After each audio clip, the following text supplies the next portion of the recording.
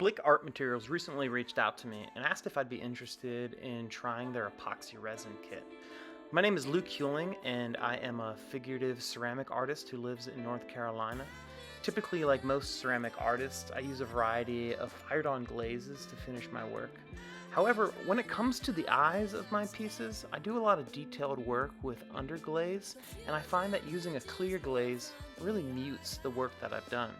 So using an epoxy resin really helps them to stay saturated and bring out the emotion. I started out by sculpting this little tile, and as you can see in the video, I'm doing layers of white underglaze and then heating it with a heat gun.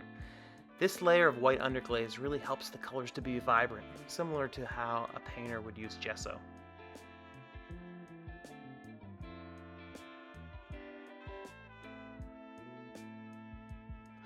Once I have the eye exactly how I want it, I'm using this glaze on the outside called Amico's Satin Matte. I really like this glaze because it gives the appearance of marble, and here's what it looks like when it comes out of the kiln with no glaze on the eye. Here's all the supplies that I have. I have the resin kit, and I really like that there are no VOCs and that it is a high gloss. It's going to look really good on this test tile that I have. And the fact that it's non-yellowing is going to be good for the gallery and museum settings. I have this little measuring set and something to mix it in, as well as a brush that's not expensive that I don't mind throwing away when I'm done.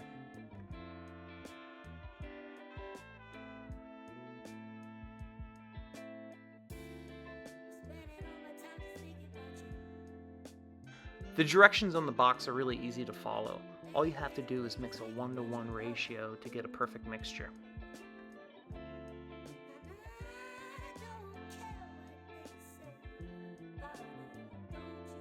I mix it up really well initially, and then I let it sit. Here's what it looks like after 15 minutes. Because I'm brushing this on, I want the consistency to be sort of like maple syrup so it doesn't drip down the face. And here's what it looks like after 30 minutes. You can see when I mix it up, it's still a little runny. It's getting thicker, but it's still not thick enough for me to put on the convex form of the eyes. Here's what it looks like after 40 minutes. When I mix it up, it is that perfect maple syrup consistency. It's beating up, and I'm ready to brush it on now.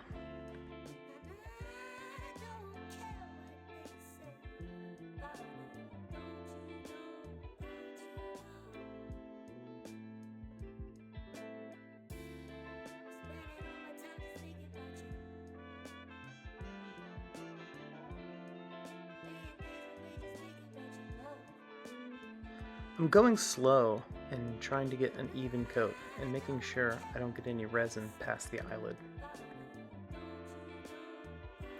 The great thing about mixing a little bit extra in a side container is instead of touching your final piece to see if it's cured, you can just test that instead. And here's the finished result.